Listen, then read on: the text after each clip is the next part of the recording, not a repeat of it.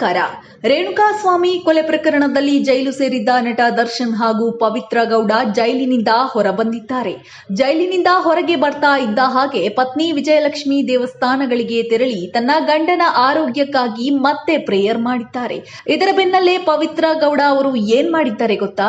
ಈ ಸ್ಟೋರಿಯಲ್ಲಿ ಹೇಳ್ತೀವಿ ನೋಡಿ. ರೇಣುಕಾಸ್ವಾಮಿ ಕೊಲೆ ಪ್ರಕರಣದಲ್ಲಿ ಜೈಲು ಸೇರಿದ್ದ ನಟ ದರ್ಶನ್ ಹಾಗೂ ಪವಿತ್ರ ಗೌಡಗೆ ಇದೀಗ ಬೇಲ್ ಸಿಕ್ಕಿರೋದು ದರ್ಶನ್ ಫ್ಯಾನ್ಸ್ಗೆ ಬಹಳನೇ ಖುಷಿಯಾಗಿದೆ. ಇನ್ನು ನಟ ದರ್ಶನ್ ತನ್ನ ಫ್ಯಾಮಿಲಿಯ ಜೊತೆಗೆ ಸಮಯವನ್ನ ಕಳೆಯುತ್ತಿದ್ದಾರೆ. ಮೈಸೂರಿನ ತನ್ನ ಫಾರ್ಮ್ ಹೌಸ್ ನಲ್ಲಿ ನಟ ದರ್ಶನ್ ಒಬ್ಬರೇ ನೆಮ್ಮದಿಯಾಗಿ ಇದ್ದಾರೆ. ತನ್ನ ಆರೋಗ್ಯದ ಸಮಸ್ಯೆಗಳನ್ನ ಕೊಂಚ ಕಡಿಮೆ ಮಾಡಿಕೊಂಡು ನಟ ದರ್ಶನ್ ಅವರು ಆರಾಮ್ಸೆ ಇದ್ದಾರೆ.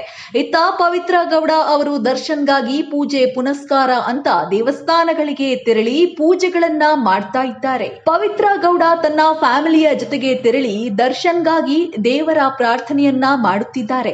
ಇನ್ನು ದರ್ಶನ್ ಮತ್ತೆ ಪವಿತ್ರ ಗೌಡ ಮತ್ತೆ ಒಂದಾದ್ರೆ ತನ್ನ ಹಳೆಯ ಬುದ್ಧಿಗಳನ್ನ ಇವರಿಬ್ಬರು ತೋರಿಸ್ತಾರಾ ಅನ್ನೋದು ಸಾಕಷ್ಟು ಜನ ಪ್ರಶ್ನೆ ಮಾಡ್ತಾ ಇದ್ದಾರೆ. ಇವರಿಬ್ಬರು ಕೂಡ ಮತ್ತೆ ಒಂದಾಗ್ತಾರಾ ಅಥವಾ ತನ್ನ ಪತ್ನಿ ವಿಜಯಲಕ್ಷ್ಮಿ ಜೊತೆಗೆ ದರ್ಶನ್ ಮತ್ತೆ ಇರ್ತಾರಾ ಅನ್ನೋದು ಸಾಕಷ್ಟು ಪ್ರಶ್ನೆ ಮೂಡುತ್ತೆ. ಈಗಾಗಲೇ ನಟ ದರ್ಶನ್ ತನ್ನ ಹೆಂಡತಿ ವಿಜಯಲಕ್ಷ್ಮಿ ಅವರಿಗೆ ಆಣೆ ಪ್ರಮಾಣವನ್ನ ಮಾಡಿ ತಾನು ಇನ್ನು ಪವಿತ್ರ ಗೌಡ ಅವರ ಸಹವಾಸಕ್ಕೆ ಹೋಗೋದಿಲ್ಲ ಅಂತ ಹೇಳಿದ್ದಾರೆ ಎನ್ನಲಾಗ್ತಾ ಇದೆ.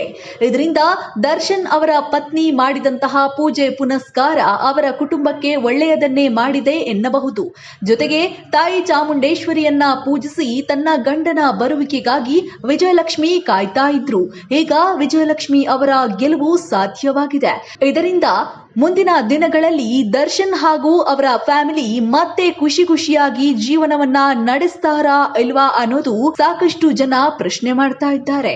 ಇದರ ಬಗ್ಗೆ ನಿಮ್ಮ ಅನಿಸಿಕೆ ಅಭಿಪ್ರಾಯಗಳನ್ನ ಕಮೆಂಟ್ ಮೂಲಕ ಮುಕ್ತವಾಗಿ ತಿಳಿಸಬಹುದು. ಧನ್ಯವಾದಗಳು.